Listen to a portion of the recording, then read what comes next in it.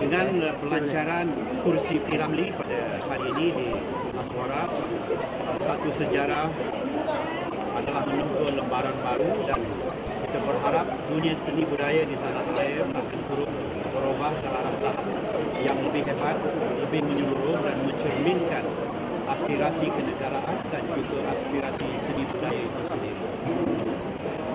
Mesyuarat Jemaah Menteri yang telah meluluskan kursi P. Ramlee ini kira-kira 2 minggu lalu menekankan dan bersetuju dengan pandangan kementerian supaya kecemerlangan, kesarjanaan, penyelidikan yang akan kita laksanakan di sini yang bertapak kepada kehidupan dan pengalaman P. Ramlee harus juga mencetuskan kegiatan amali yang sama.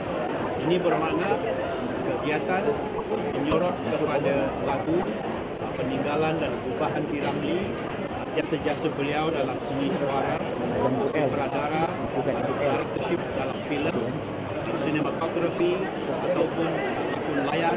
Kesemuanya ini akan kita jadikan sebagai bahan kecemerlangan industri kreatif. Dan kita berharap media sendiri akan memainkan peranan mendukung cita-cita kebangsaan kita ini. Kursi P. Ramlee bukan hanya kepada satu kaum kepentingannya. Ia adalah untuk semua kaum di Malaysia dan kita akan susul secepat mungkin dengan pesta P. Ramlee. Ini bermakna kita akan sajikan pertandingan-pertandingan berkaitan dengan lagu beliau, dengan olahan-olahan beliau, pertandingan seni suara ala P. Ramlee, dan di samping itu menjelmakan jiwa kreativiti beliau menerusi pementasan, lakonan, layar peraknya dan juga seni perubahan lagu yang beliau telah cetuskan. Saya mengucapkan tahniah kepada Aswara oleh kerana dipilih sebagai universiti butik dalam menjelmakan aspirasi kita ini.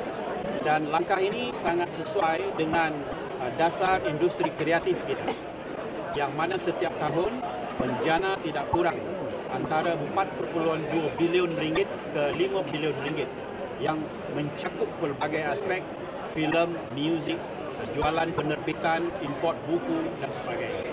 Jadi P. Ramlee akan tetap berada dalam satu nukleus ataupun hub kreativiti itu. Dan kita berharap profesornya dan para pelajarnya akan menjadi mereka yang berkeupayaan menjelmakan idea-idea baru di samping tidak melupai jasa P. Ramlee dalam pelbagai kebolehan pada masa dan zaman yang ketiadaan tetapi mencernakan sampai ke zaman ini.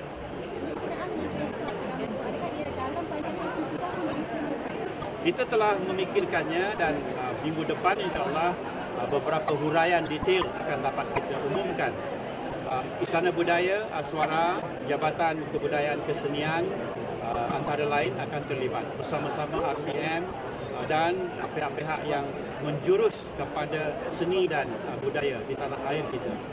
Dan kita akan olah ini untuk menyatukan apa yang kita anggap sebagai sentimen seni di tanah air kita.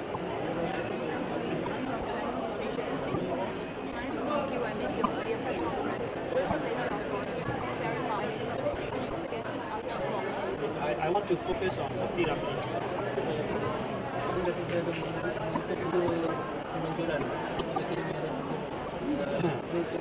Ingatan kami ialah di samping kita mencapai kecemerlangan dalam penyelidikan, dalam mencapai hal-hal berhubung dengan dunia research, kita sama masanya untuk menonjolkan kebolehan dari segi amalan.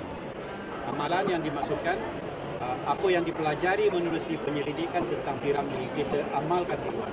Kita jadikan sebagai bahan komersial, bahan kreativiti dan bahan hiburan serta bahan-bahan lain. Itu maksudnya. Tentang penyelidikan itu harus didapatkan seorang yang bersumber ilmu yang tinggi yang boleh mencerna ilmu itu ke arah produktiviti yang jelas. Tidak hanya dunia buku tetapi juga boleh menyerlahkan kepada dunia yang lain.